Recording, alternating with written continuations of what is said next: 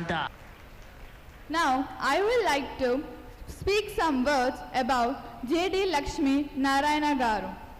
Vasagiri Venkata Lakshmi Narayana Garu, popularly known as J.D. Lakshmi Narayana Garu, is an Indian retired police officer and politician from Andhra Pradesh. He served as the Additional Director General of Police in Mumbai, Maharashtra. He is a famous motivational icon. I request Lakshmi Narayana Garu to share the best thoughts of his lifetime experience.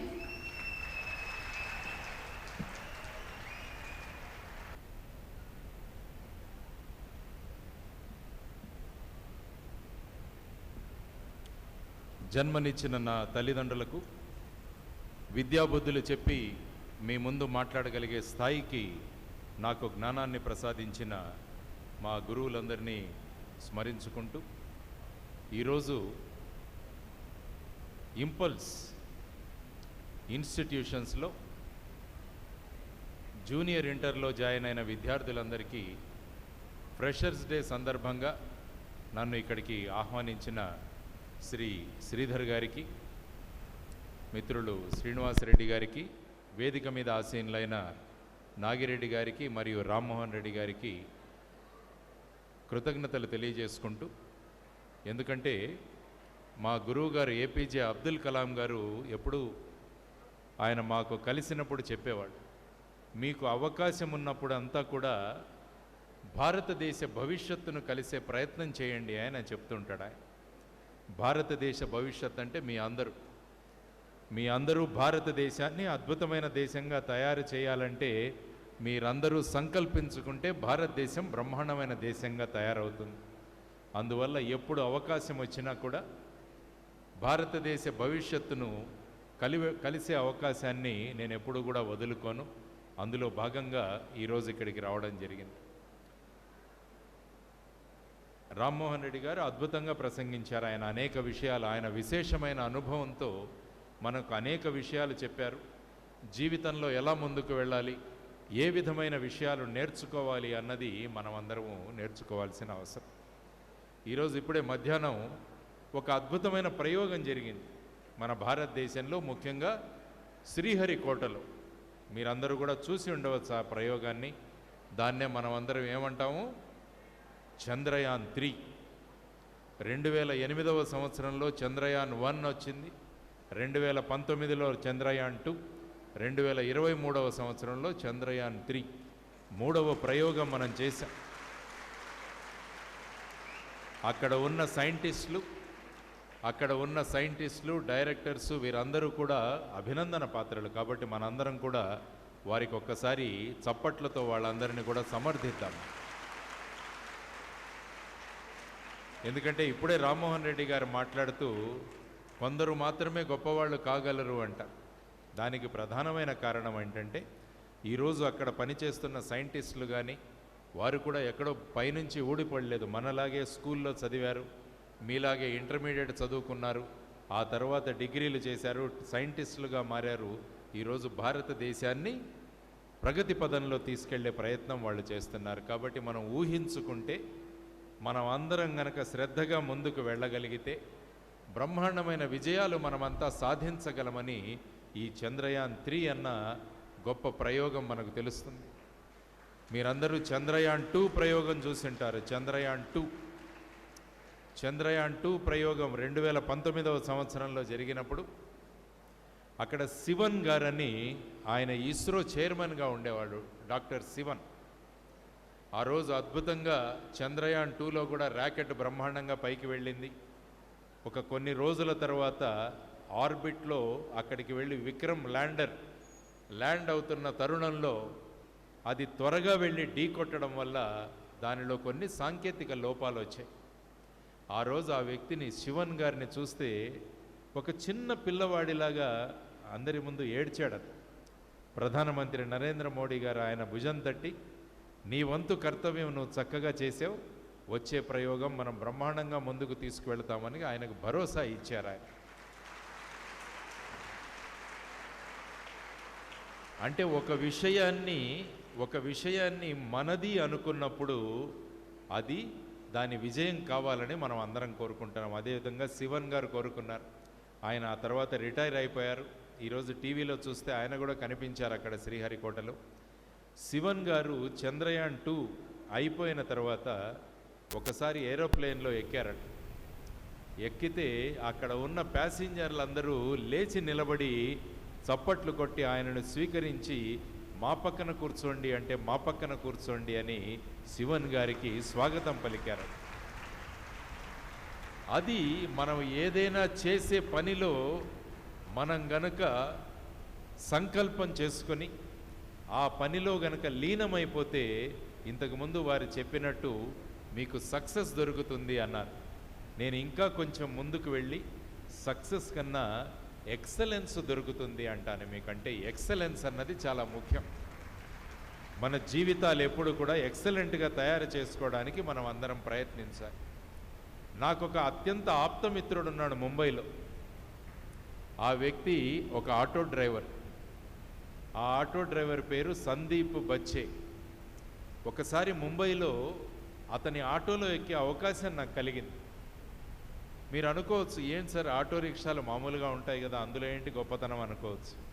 కానీ ఆ auto rickshaw ఎక్కగానే ఆ రోజు ఉన్న news పేపర్లు అన్నీ, Marathi news పేపర్లు, English news పేపర్లు అన్నీ కూడా ఆటోలో పెట్టాడు. ఆ తర్వాత ఆటో రిక్షాలో 2 ఫ్లాస్కులు పెట్టాడు. ఒక ఫ్లాస్క్లో వేడివేడి టీ, ఇంకో ఫ్లాస్క్లో వేడివేడి కాఫీ. చిన్నపిల్లలు ఎవరైనా ఆటో ఎక్కితే వాళ్ళ కోసం చాక్లెట్లకు ఒక చిన్న బాక్స్ పెట్టాడు. ఆ తర్వాత ఆ ఆటో రిక్షాలో ఒక వైఫై రౌటర్ పెట్టాడు. ఆ తర్వాత ఒక ల్యాండ్లైన్ ఫోన్ కూడా పెట్టారు. అంటే ఎవరైనా ఆటోలో ప్రయాణం చేస్తున్నప్పుడు వాళ్ళకు వైఫై కావాలంటే ఉచితంగా తీసుకోవచ్చు. ఎవరైనా ఎక్కడికైనా ఫోన్ చేసుకోవాలంటే ఫ్రీగా ఆ ఆటో నుంచి ఫోన్ చేసుకోవచ్చు. కానీ అతను చేసే పని ఏంటంటే ఒక ఆటో డ్రైవరే. కానీ చూడండి, మిగతా ఆటో డ్రైవర్లకి ఈ ఆటో డ్రైవర్లకి ఎంత తేడా ఉందో. అందుకనే నేను ఎప్పుడు అంటాను, మా సందీప్ బచ్చే ఎక్సలెంట్ ఆటో డ్రైవర్ అంటాను నేను మిగతా ఆటో డ్రైవర్తో కంపేర్ చేస్తాను. కాబట్టి మా అందరి ఉద్దేశం ఏంటంటే ఇంపల్స్ ఇన్స్టిట్యూట్లో చదివే పిల్లలందరూ కూడా ఎక్సలెంట్ విద్యార్థులుగా కావాలి అన్నది మా అందరి తపన. ఏ విధంగా అయితే సందీప్ బచ్చే ఒక ఎక్సలెంట్ ఆటో డ్రైవర్ అయ్యాడో ఆ విధంగా మీరందరూ కూడా ఇంపల్స్ ఇన్స్టిట్యూట్లో చదివే పిల్లలందరూ కూడా విద్యార్థి అంటే ఇంపల్స్లో చదివే విద్యార్థి అని సమాజం మాట్లాడుకోవాలి. సమాజం మాట్లాడే విధంగా మనల్ని మనం తయారు చేసుకోవాలి అన్నది చాలా ఇంపార్టెంట్ విషయం. ఒక ఊర్లో ఒక దేవాలయం కట్టారట. ఆ దేవాలయంలో దేవుడి బొమ్మను ప్రతిష్ఠించాలి. ఆ దేవుడు బొమ్మ ప్రతిష్ఠించాలంటే ఒక శిల్పిని పిలిపిస్తారు ఆ ఊరికి. అక్కడ 2 రాళ్ళు ఉంటాయి. ఆ 2 రాళ్ళు చూపించి ఈ రాళ్లలో ఒకదాన్ని దేవుడి బొమ్మగా మార్చండి అని ఆ శిల్పిని అడిగారట. ఆ శిల్పి కూడా అద్భుతమైన శిల్పి. ఆ 2 రాళ్లను చెక్కే ముందు వాటిని అడిగాడట. మొదటి రాయి దగ్గరికి వెళ్ళి శిల్పి అడిగాడట, నేను నిన్ను శిల్పంగా మార్చాలనుకుంటున్నాను, నువ్వు సిద్ధమేనా? దానికోసం నా ఉలి దెబ్బలు ఏవైతే ఉన్నాయో వాటిని నువ్వు సహించాలి అంటే ఆ మొదటి రాయి ఏమన్నదంటే, అమ్మో ఆ శిల్పి నీ ఉలి దెబ్బలు నేను భరించలేను, నేను శిల్పంగా దలుచుకోలేదు అని మొదటి రాయి చెప్పిందట. 2వ రాయి దగ్గరికి వెళితే 2వ రాయి బ్రహ్మాండంగా, మీరు ఎన్ని దెబ్బలైనా కొట్టండి, నేను శిల్పంగా దేవుడిగా మారి నేను ఆలయంలో ప్రతిష్ఠించబడాలి అని 2వ రాయి చెప్పిందట. కాబట్టి అప్పుడు ఆ శిల్పి అద్భుతంగా తన ఉలి తీసుకొని 2వ రాయిని శిల్పంగా మార్చాడు, దేవుడిగా మార్చి గర్భగుడిలో ప్రతిష్ఠ చేశారు దాన్ని. అప్పటి నుంచి రోజు పూజలు అందుకుంటున్నాడు దేవుడి రూపంలో ఉన్న ఆ రాయి. అప్పుడు దేవుడికి పూజలు చేస్తున్నప్పుడు కొబ్బరికాయలు కొట్టాల్సి వచ్చింది. ఆ కొబ్బరికాయలు ఎక్కడ కొట్టాలి అంటే మన మొదటి రాయి సిద్ధంగా ఉంది అక్కడ. కాబట్టి రోజు వెళ్ళి కొబ్బరికాయలు అక్కడ కొట్టడం మొదలుపెట్టారు భక్తులు. అప్పుడు ఆ మొదటి రాయి అనుకున్నదట, నేను గనుక ఆ రోజు శిల్పికి చెప్పింటే నన్ను శిల్పంగా మార్చు అంటే ఈరోజు ఈ కొబ్బరికాయ రోజు కొడుతున్నారు, నన్ను ఈ దెబ్బలు తప్పించుకునేవాడిని కదా అని ఆ శిల్పం ఆశ్చర్యపోయిందట. ఎందుకు ఈ కథ చెప్పానంటే మీరు కూడా ఆ స్థాయిలో ఉన్నారు. మీ మాస్టర్లు మీకు చక్కగా పాఠాలు చెబుతారు, హోంవర్క్లు ఇస్తారు, అనేక విషయాలు చెబుతారు.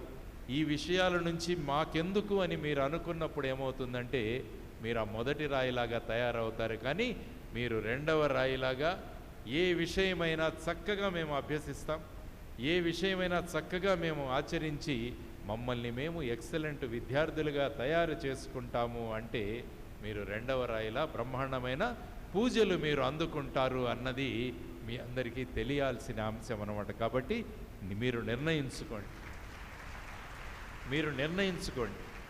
ఈ ఫ్రెషర్స్ డే అన్నది అందుకోసమే ఏర్పాటు చేస్తారు. అంటే మీ కాలేజీ ఏంటి, మీ కాలేజీలో ఏ విధమైన కోర్సులు, ఏ విధంగా మీకు టీచింగ్ చేస్తారు అన్నది ఆలోచించాలి. ఇప్పుడే శ్రీధర్ గారితో నేను మాట్లాడుతున్నాను.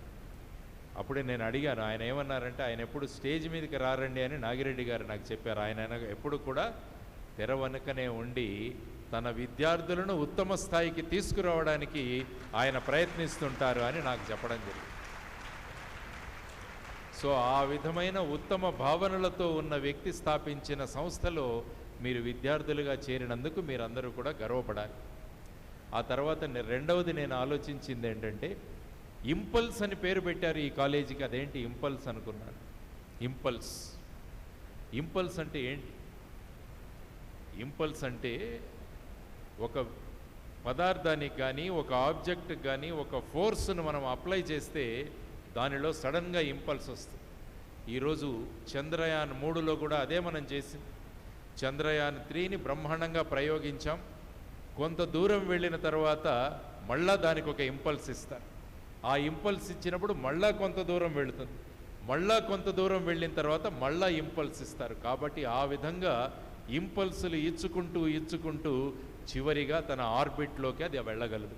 కాబట్టి మీ అందరికీ కూడా 10th క్లాస్ వరకు చదివిన మీ అందరికీ కూడా ఈ 2 సంవత్సరాలకు ఇంపల్స్ ఇస్తే మీరందరూ రేపు వెళ్ళి ఎక్కడ ఐఐటీలోనూ, ఎన్ఐటీలోనూ, నీటిలో ర్యాంకులు సంపాదించి గొప్ప గొప్ప మెడికల్ కాలేజెస్లో మీరందరూ వెళ్ళాలంటే ఈ ఇంపల్స్ అన్నది చాలా అవసరమని ఆయన ఈ ఇన్స్టిట్యూట్స్కి ఇంపల్స్ అని పేరు పెట్టింటారని నేను అనుకుంటా. కాబట్టి మీకు కావలసినది ఇంపల్స్. కాబట్టి ఇంపల్స్ ఇవ్వడానికి ఆయన, టీచర్స్ అందరూ కూడా సిద్ధంగా ఉన్నారు. ఆ ఇంపల్స్ను తీసుకొని మీరు బ్రహ్మాండమైన విజయ పథంలో మీరందరూ కూడా ముందుకు వెళ్ళాలి అని నేను మనస్ఫూర్తిగా కోరుకుంటున్నాను. మీ అందరికీ గొప్ప విజయాలు మీరు సాధించాలి అని నేను కోరుకుంటున్నాను. తరువాత ఎందుకంటే ఈరోజంతా కూడా నేను చంద్రయాన్ గురించే మాట్లాడతాను. చంద్రయాన్లో ఈ ర్యాకెట్ కానీ, ఈ శాటిలైట్ లాంచర్ కానీ వెళుతున్నప్పుడు అది పైకి వెళుతున్న కొద్దీ అది దానిలో ఉన్న కొన్ని భాగాలను వదిలేస్తుంటుంది. అది అంటే దాని బరువును తగ్గించుకుంటూ ఉంటుంది. ఎందుకంటే బరువు ఎంత తక్కువగా ఉంటే అది అంత ఎక్కువ ఎత్తుకు వెళ్ళగలదు అని మనము చంద్రయాన్ 2లో చూసాం. కాబట్టి మీరు కూడా మీకు ఇచ్చిన ఇంపల్స్తో మీరు ముందుకు పైకి వెళ్ళాలంటే మీ బరువును మీరు తగ్గించుకోవాలి. అంటే మీరు భోజనం చేయొద్దండి, మీరు అన్నం తినకండి, మీ బరువును తగ్గించుకోండి అని నేను చెప్పట్లేదు. మంచి ఆహారాన్ని తినండి. మీ అడిషనల్ బరువు ఏదైతే ఉందో, అనవసరమైన బరువు ఏదైతే ఉందో దాన్ని తగ్గించండి. మీరు అందరూ క్యారీ చేస్తున్న అతి బరువైన విషయం ఏంటంటే మీ చేతిలో ఉన్న ఈ చిన్న ఫోన్. ఇది అత్యంత బరువు. కానీ బరువు చూస్తే చాలా తక్కువగా ఉంటుంది, కానీ మీరు మోస్తున్న చాలా బలమైన బరువైన బరువు. కాబట్టి ఈ బరువును మీరు తగ్గించగలిగితే శ్రీధర్ గారు ఇచ్చే ఇంపల్స్తో మీరు బ్రహ్మాండంగా వెళ్ళిపోతారు పైకి. అది వద్దు, ఈ బరువు మాకు కావాలి, ఇది మాతోనే ఉండాలి అంటే మీరు ఎక్కడ ఉండిపోతారు. ఆర్బిట్లోకి ప్రవేశించలేరు. మీరు ఎక్కడో తిరుగుతుంటారు. కాబట్టి మనం ఏ విధంగా చంద్రయాన్లోని ర్యాకెట్లు బరువులు ఏ విధంగా తగ్గించుకుంటూ అది ముందుకు వెళుతుందో ఈ బరువును కూడా తగ్గించుకోవడం చాలా అవసరం. దీని అందరూ కూడా సెల్ ఫోన్ అంటారు. దీన్ని సెల్ ఫోన్. దీన్ని కొంతమంది స్మార్ట్ ఫోన్ అని కూడా అంటారు, దీన్ని సెల్ ఫోన్ అని కూడా అంటారు. నేను ఐపీఎస్లో ఇండియన్ పోలీస్ సర్వీస్లో పనిచేశాను. మా పోలీస్ స్టేషన్లో ఒక సెల్ ఉంటుంది. సెల్ తప్పు చేసిన వాడిని ఆ సెల్లో వేస్తుంటాం మేము. కానీ ఈ సెల్ పట్టుకొని మనం అంతా తిరుగుతున్నాం. ఇది మనల్ని బంధించేసి, ఇది మనల్ని అరెస్ట్ చేసి కూర్చుంది. దీని బంధనంలోంచి మనం బయటికి రాలేకపోతున్నాం, మన బరువును పెంచుకుంటున్నాం. కాబట్టి my dear students, my sincere advice to all of you is, ఈ 2 సంవత్సరాలు ఒక అద్భుతమైన మిషన్ లాగా మీరు వెళ్ళండి. ఒక తపస్సులాగా మీరు అందరూ కూడా మనసులో గనక ఆలోచనలు పెట్టుకుంటే ఈ బరువును తగ్గించుకోవచ్చు. పివి సింధు తెలుసు మీ అందరికీ. పివి సింధు ఆవిడ అద్భుతమైన బ్యాడ్మింటన్ ప్లేయర్. భారతదేశానికి 2 ఒలింపిక్ మెడల్స్ తీసుకొచ్చింది పివి సింధు. ఆ అమ్మాయి ఇంటర్వ్యూ ఒకసారి చదవండి.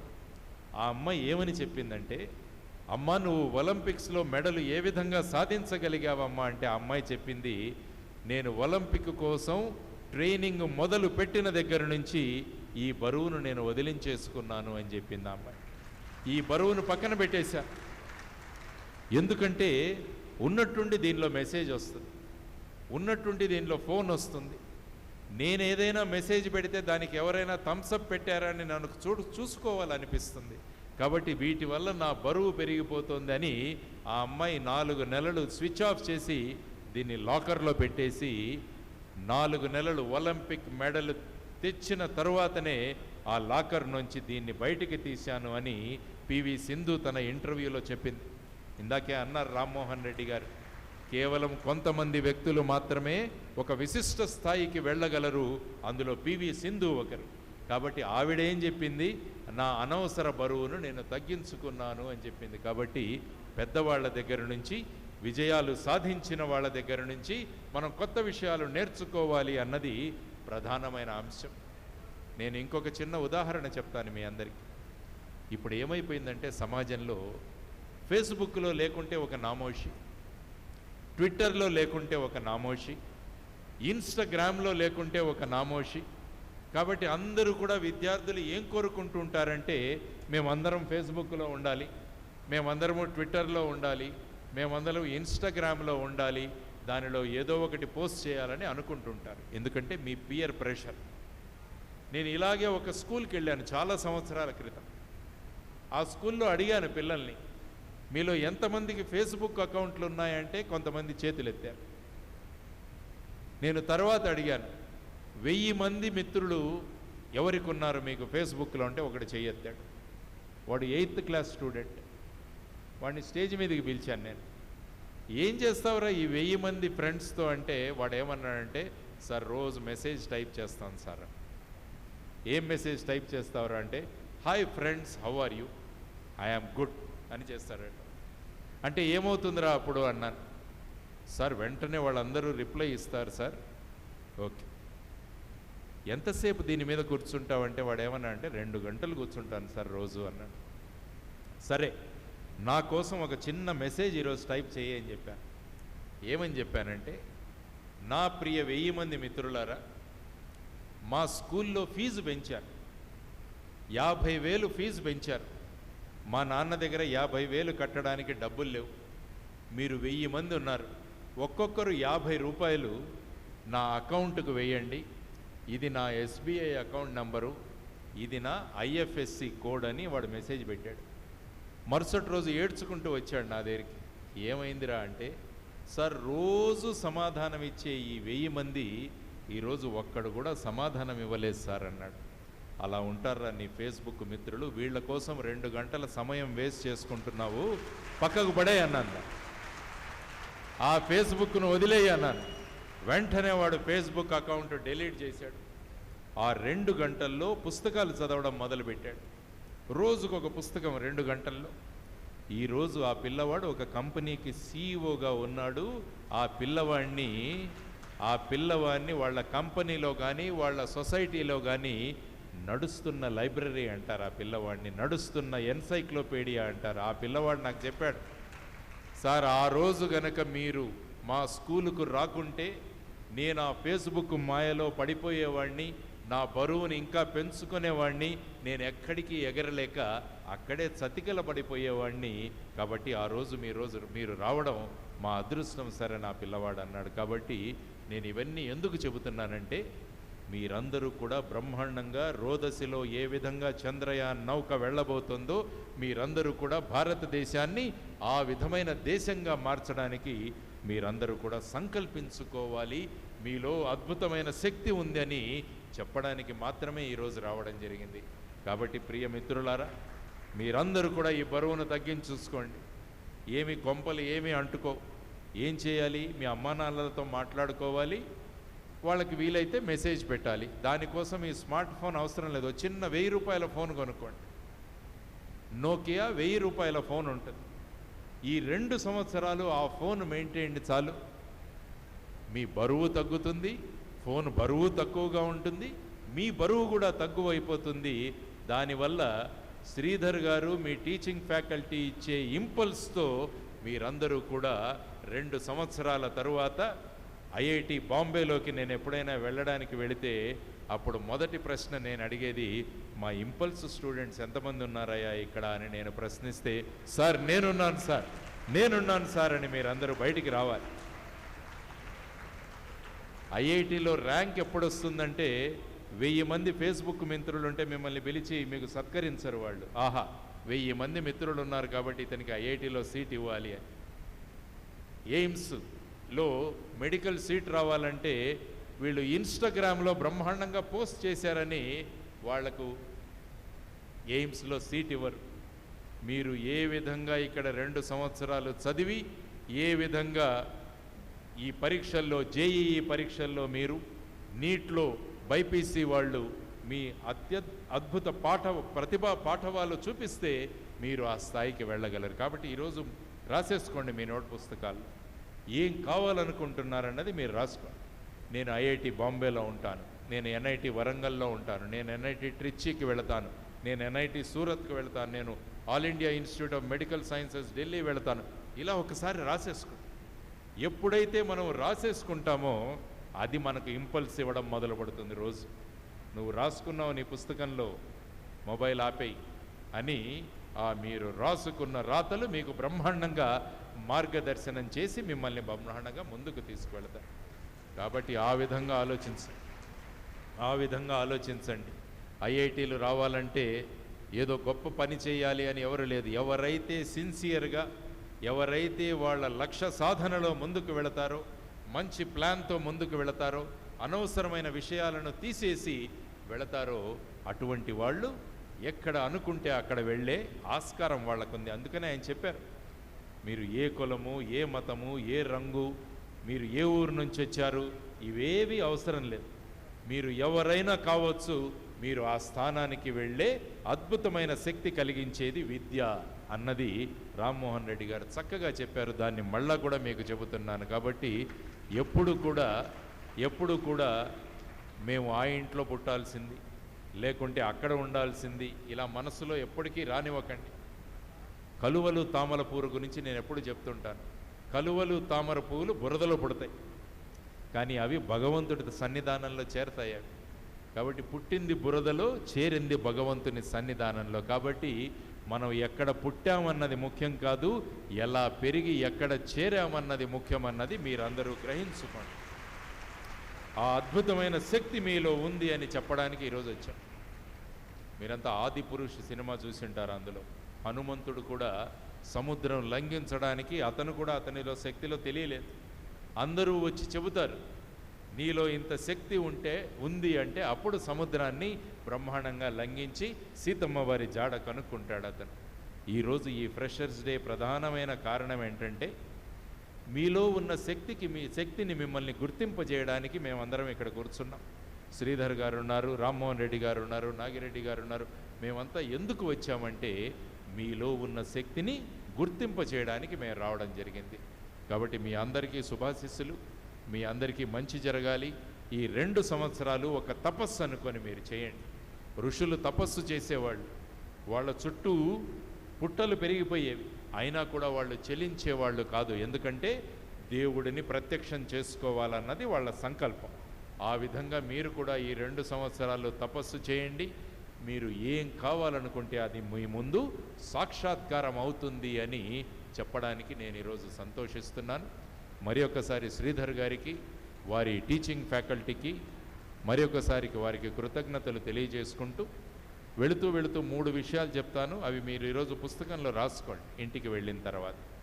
మన జీవితంలో ఏ లక్ష్యాలు ఉండాలని చాలామంది పిల్లలు నన్ను అడుగుతుంటారు, సార్ మా జీవితంలో గోల్స్ ఏముండాలి అని చెప్పేసి.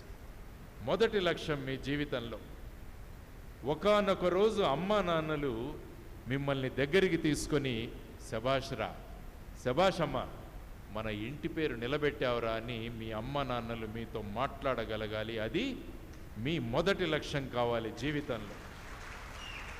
అమ్మా నాన్నలు శభాష్ అనాలి మనల్ని.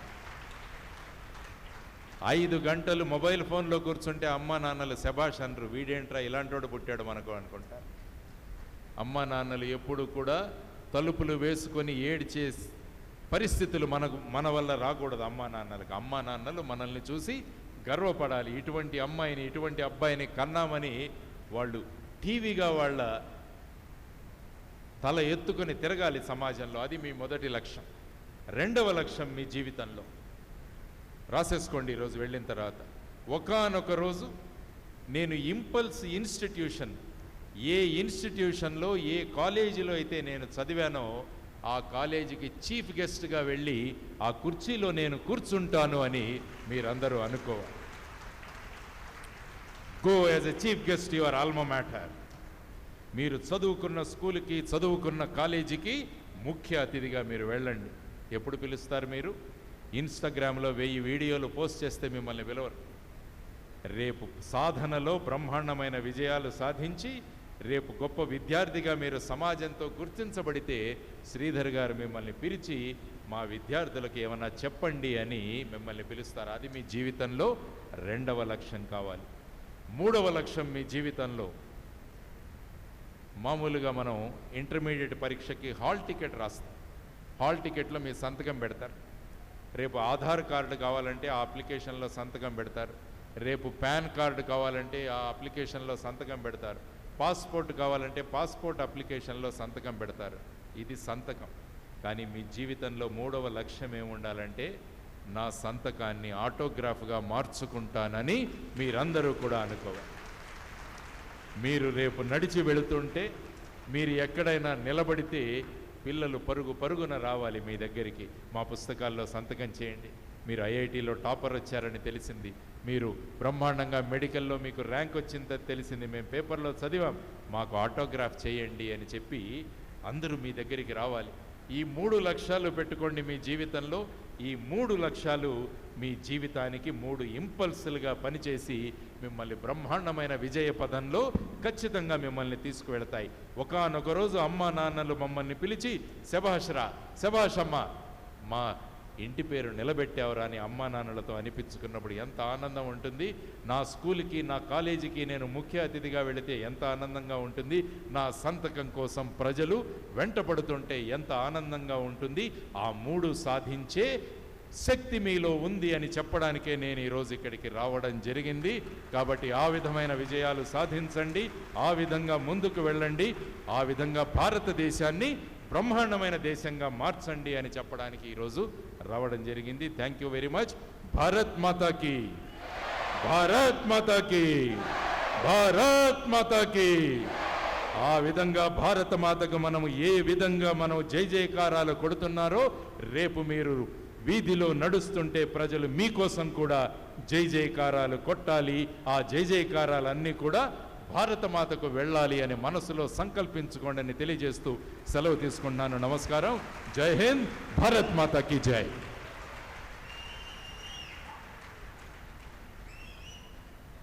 What an amazing speech! I am short of words to appreciate the great valuable speech by Lakshmi Narayana Garu. On behalf of all the students, I thank Ram Mohan Reddy Garu and Lakshman Narayana Reddy Garu for spending their precious time and useful information. Thank you so much, sir. JD Lakshminarayana సార్ని చిన్న request కోరుతున్నాను. మా ఇన్స్టిట్యూట్లో 2022లో మెడికల్లో seat తెచ్చుకొని Kakatiya medical కాలేజీలో చదువుతున్నటువంటి గణేష్కి stethoscope plus coat donate చేయవలసిందిగా లక్ష్మీనారాయణ సార్ని కోరుతున్నాను.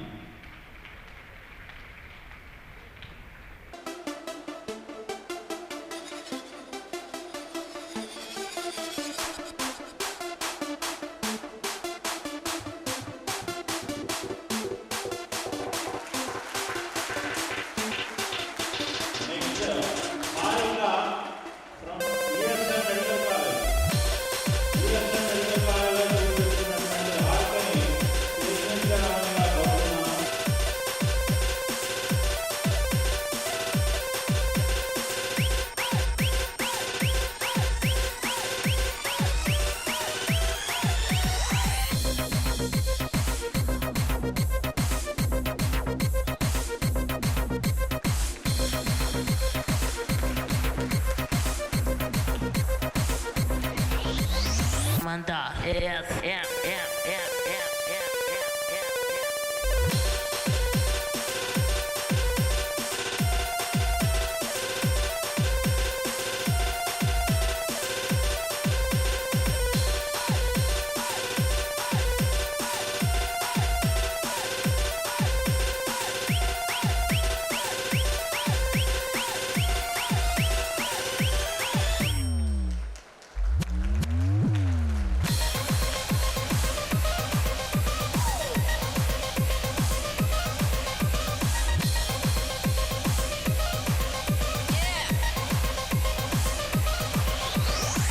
Manda, yeah.